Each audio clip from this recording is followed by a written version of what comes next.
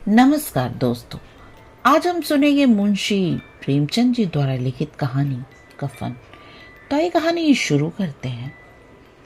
झोपड़े के द्वार पर बाप और बेटा दोनों एक बुझे हुए अलाव के सामने चुपचाप बैठे हुए हैं और अंदर बेटी की जवान बीबी बुधिया प्रसव वेदना में पछाड़ खा रही थी। रह रहकर उसके मुंह से ऐसी दिल हिला देने वाली आवाज निकलती थी कि दोनों कलेजा थाम लेते थे।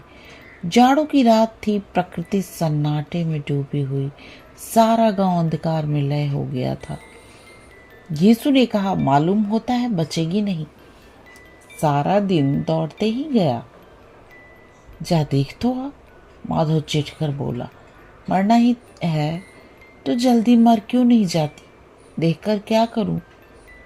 तू बड़ा बेदर्द है बे। साल भर उसके साथ सुख चैन से रहा, उसी के साथ इतनी बेवफाई। तो मुझसे तो उसका तड़पना और हाथ पांव पटकना नहीं देखा जाता। चमारों का कुनबा था और सारे गांव में बदनाम। घीसू एक दिन काम करता तो 3 दिन आराम करता। माधव इतना कामचोर था कि आध घंटे काम करता तो घंटे भर चिलम पीता। इसलिए उन्हें कहीं मजदूरी नहीं मिलती थी। घर में मुट्ठी भर भी अनाज मौजूद हो तो उनके लिए काम करने की कसम थी। जब 2-4 फाके हो जाते तो घेंसू पेड़ पर चढ़कर लकड़ियां तोड़ लाता और माधव बाजार से बेच लाता। और जब तक वह पैसे रहते दोनों इधर उधर मारे मारे फिरते। गांव में काम की कमी न थी।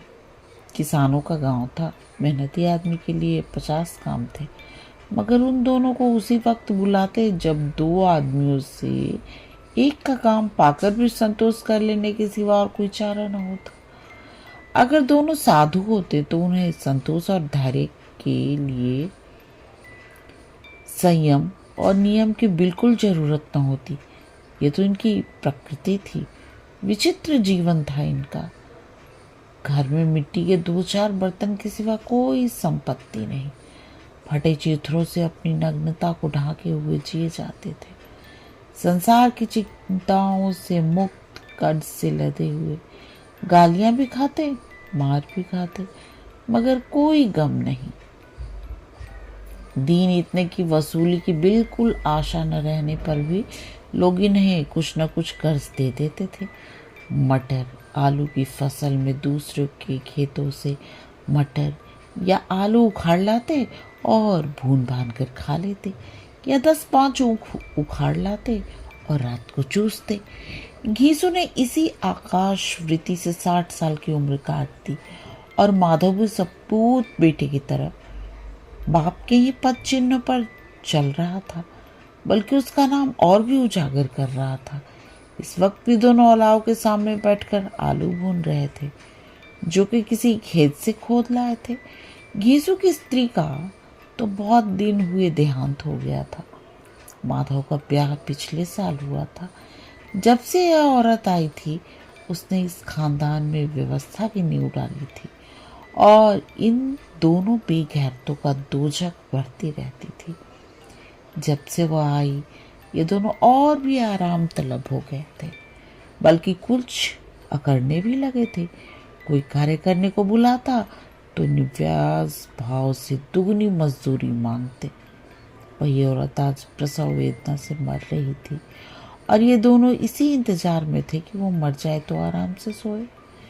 घीसू ने आलू निकाल कर छीलते हुए कहा, जाकर देख तो क्या दशा है उसकी। चुड़ैल का फिसाद होगा और क्या। यहाँ तो ओझा भी 1 रुपया मांगता है। माधव को भय था कि वो कोठरी में गया तो घीसू आलू को बड़ा भाग साफ कर देगा। बोला, मुझे वहां जाते डर लगता है। डर किस बात का है, मैं तो यहाँ हूं ही। तो तुम ही जाकर देखो ना। मेरी औरत जब मरी थी तो मैं 3 दिन तक उसके पास से हिला तक नहीं, और फिर मुझसे लजाएगी कि नहीं। जिसका कभी मुंह नहीं देखा आज उसका उगड़ा हुआ बदन देखूं। उसे तन की सुध भी तो न होगी। मुझे देख लेगी तो खुलकर हाथ पांव भी न पटक सकेगी। मैं सोचता हूँ कोई बाल बच्चा हुआ तो क्या होगा। सोंठ गुड़ तेल कुछ भी तो नहीं है घर में। सब कुछ आ जाएगा, भगवान दे तो। जो लोग अभी एक पैसा नहीं दे रहे हैं वही कल बुलाकर रुपए देंगे। मेरे 9 लड़के हुए, घर में कभी कुछ न था, मगर भगवान ने किसी न किसी तरह बेड़ा पार ही लगाया।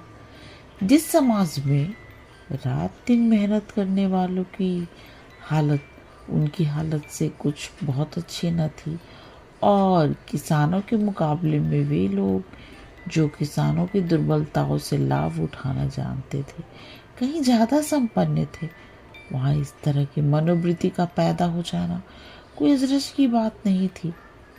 हम तो कहेंगे घीसू किसानों से कहीं ज़्यादा विचारवान था, और किसानों के विचार सुनने समूह में शामिल होने के बदले बैठकबाजों की कुत्सित मंडली में जा मिला था। हाँ, उसमें यह शक्ति न थी कि बैठकबाजों के नियम और नीति का पालन करता, इसलिए जहाँ उसकी मंडली के लोग और गांव के सरगना और मुखिया बने हुए थे उस पर सारा गांव उंगली उठाता था। फिर उसे वह तस्कीन तो थी ही कि अगर वह फटेहाल है तो कम से कम उसे किसानों की जी तोड़ मेहनत तो नहीं करनी पड़ती, और उसकी सरलता और निरीहता से दूसरे भी बेजा फायदा तो नहीं उठाते।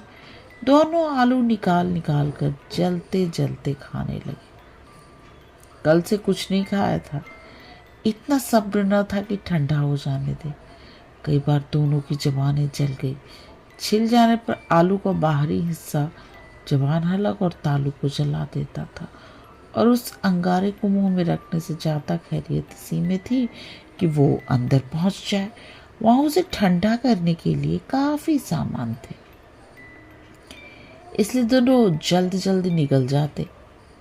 हालांकि इस कोशिश में उनकी आंखों में आंसू निकल आते। घीसू को उस वक्त ठाकुर की बारात याद आई जिसमें 20 साल पहले वह गया था। उस दावत में उसे जो तृप्ति मिली थी वो उसके जीवन में एक याद रखने लायक बात थी, और आज भी उसकी याद ताज़ा थी। बोला वो भूल नहीं भूलता। तब से फिर उस तरह का खाना और भरपेट नहीं मिला।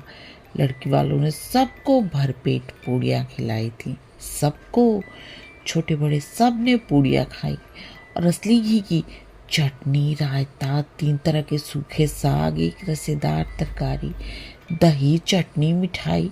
अब क्या क्या बताऊं कि उस भोज में क्या स्वाद मिला। कोई रोक टोक नहीं थी, जो चीज चाहो मांगो, जितना चाहो खाओ।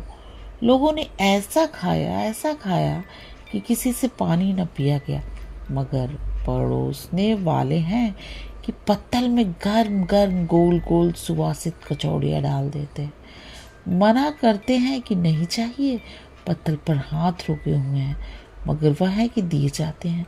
और जब सबने मुंह धो लिया तो पान इलायची भी मिली, मगर मुझे पान लेने की कहाँ सूझ थी।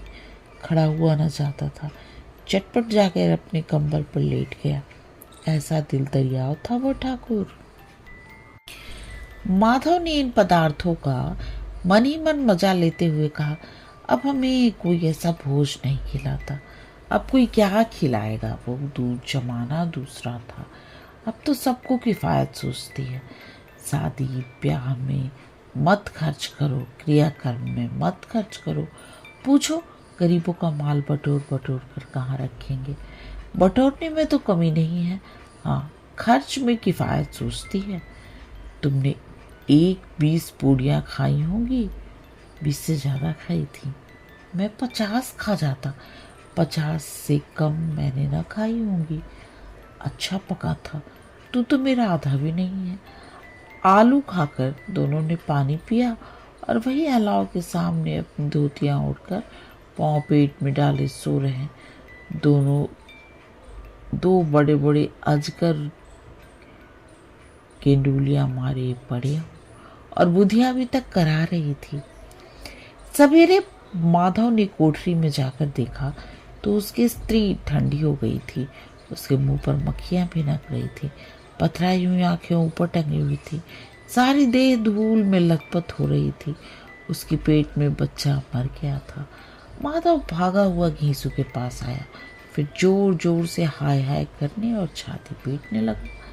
पड़ोस वालों ने यह रोना धोना सुना तो दौड़े हुए आए और पुरानी मर्यादा के अनुसार इन अभागों को समझाने लगे, मगर ज्यादा रोने पीटने का अवसर न था। कफन की और लकड़ी की फिक्र करनी थी। घर में तो पैसा इस तरह गायब था जैसे चील के घोंसले में मांस। बाप बेटे रोते हुए गांव के जमींदार के पास गए। वह इन दोनों की सूरत से नफरत करते थे। कई बार इन्हें अपने हाथों से पीट चुके थे। चोरी करने के लिए, वादे पर काम न करने के लिए। पूछा, क्या है बे घिसुआ, रोता क्यों है? अब तो तू कहीं दिखाई भी नहीं देता। मालूम होता है इस गांव में रहना नहीं चाहता। घीसू ने जमीन पर सिर रखकर आंखों में आंसू भरे हुए कहा, सरकार, बड़ी विपत्ति में हूँ। माधव की घरवाली रात को गुजर गई। रात भर तड़पती रही सरकार। हम दोनों उसके सिरहाने बैठे रहे। दवा दारू जो कुछ हो सकता सब किया, मुदा वो हमें दगा दी गई।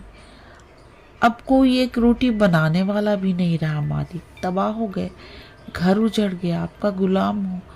अब आपके सिवा कौन उसकी मिट्टी पार लगाएगा?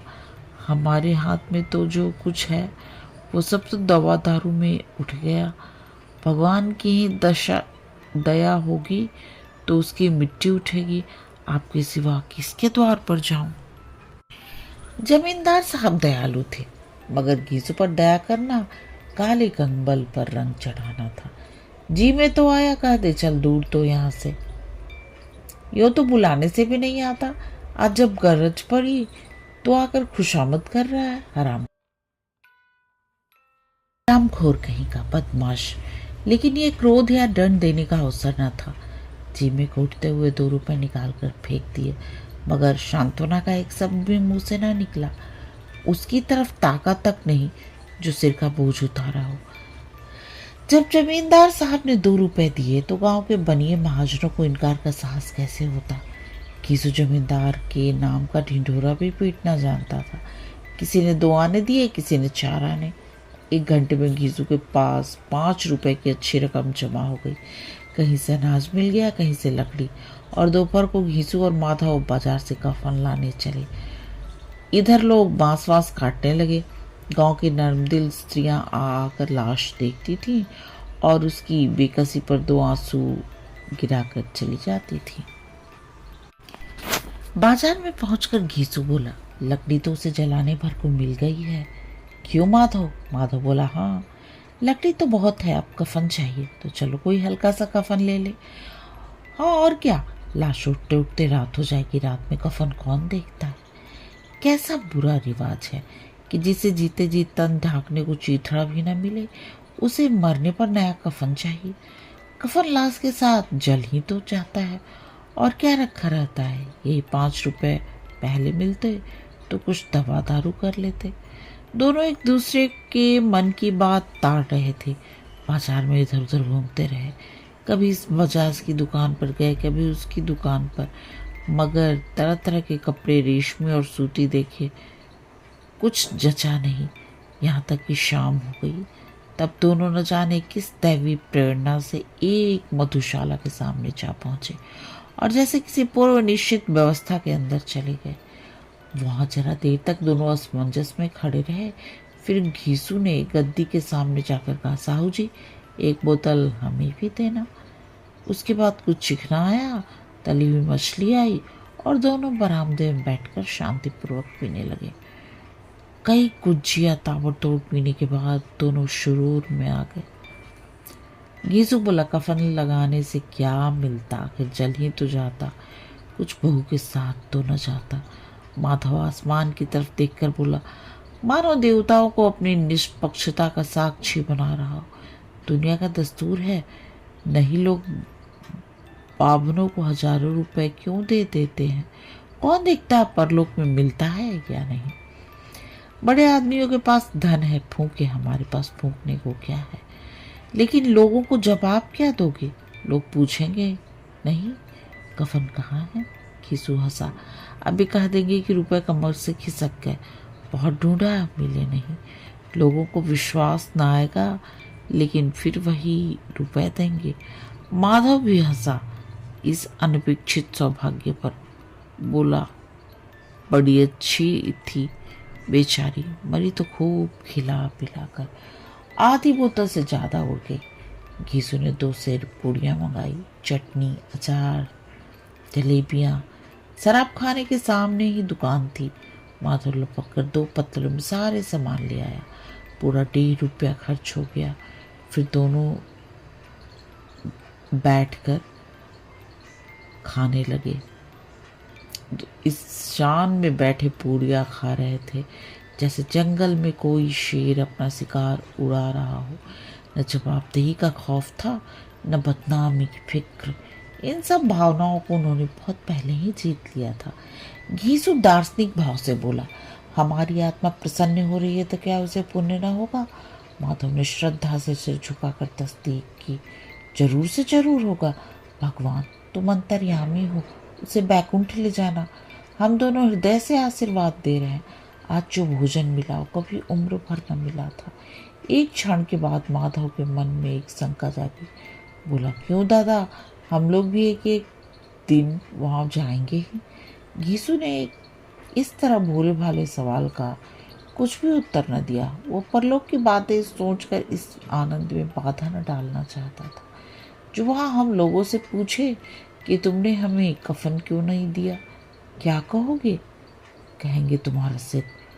पूछेगी तो जरूर, तू कैसे जानता है कि उसे कफन न मिलेगा? तू मुझे ऐसा गधा समझता है? 60 साल क्या दुनिया में घास खोदता रहा हूँ। उसको कफन मिलेगा और बहुत अच्छा मिलेगा। माधव को विश्वास ना आया। बोला, कौन देगा? रुपए तो तुमने चट कर दिए। वो तुम मुझसे पूछेगी, उसकी मांग में तो सिंदूर मैंने डाला था। कौन देगा, बताते क्यों नहीं? वही लोग देंगे जिन्होंने अब की दिया। हाँ, अब की रुपए हमारे हाथ ना आएंगे। ज्यों ज्यों अंधेरा बढ़ता था और सितारों की चमक तेज होती थी, मधुशाला की रौनक भी बढ़ती जाती थी। कोई गाता था, कोई डिंग मारता था, कोई अपनी संगी के गले लिपटा जाता था, कोई दोस्त अपने दोस्त के मुंह कुल्हड़ लगाए देता था। वहाँ के वातावरण में सरूर था, हवा में नशा। कितने तो यहाँ आकर एक चुल्लू में मस्त हो जाते थे। शराब से ज़्यादा यहाँ की हवा उन पर नशा करती थी। जीवन की बाधाएं यहाँ खींच लाती थी और कुछ देर के लिए भूल जाते थे कि वे जीते हैं या मरते हैं, या ना जीते हैं न मरते हैं। और ये दोनों बाप बेटे अब भी मजे ले लेकर चुस्कियाँ ले रहे थे। सबकी निगाहें इनकी ओर जमी हुई थी। दोनों कितने भाग्य के बली हैं। पूरी बोतल बीच में है।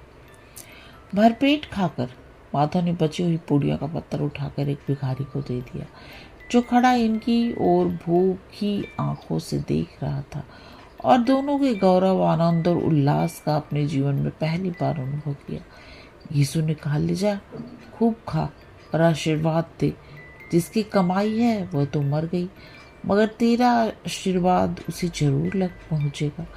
रोए रोए से आशीर्वाद दो, बड़ी गाढ़ी कमाई के पैसे हैं। माधव ने फिर सिर आसमान की तरफ देखकर कहा, वो बैकुंठ में जाएगी दादा, बैकुंठ की रानी बनेगी। घिसू खड़ा हो गया, जैसे उल्लास की लहरों में तैरता हो। बोला, हाँ बेटा, बैकुंठ में जाएगी। किसी को सताया नहीं, किसी को दबाया नहीं। मरते मरते हमारी जिंदगी की सबसे बड़ी लालसा पूरी कर गई। वो न बैकुंठ जाएगी तो क्या ये मोटे मोटे लोग जाएंगे जो गरीबों को दोनों हाथों से लूटते हैं और हमारे पाप को धोने के लिए गंगा में नहाते हैं और मंदिरों में जल चढ़ाते हैं। श्रद्धालुता का ये रंग तुरंत ही बदल गया। अस्थिरता नशे की खासियत है। दुख और निराशा का दौरा हुआ। माधव बोला, मगर दादा, बेचारी ने जिंदगी में बहुत दुख भोगा, कितना दुख झेल कर पड़ी। वो आंखों पर हाथ रखकर रोने लगा, चीखे मार मार कर। घीसू ने समझाया, क्यों रोता है बेटा, खुश हो कि वो माया जाल से मुक्त हो गई, संसारी जंजाल से छूट गई। बड़ी भाग्यवान थी जो इतनी जल्द माया मोह के बंधन तोड़ दिए। और दोनों खड़े होकर गाने लगे, ठगनी क्यों नैना झमकावे ठगनी, पियक्कड़ों की आंखें इनकी ओर लगी हुई थीं और ये दोनों अपने दिल में मस्त गाए जाते थे।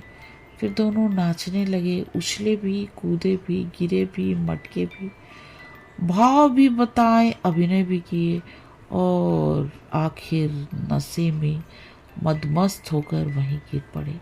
कहानी समाप्त। कहानी सुनने और अपना कीमती समय देने के लिए आप सबका बहुत बहुत धन्यवाद।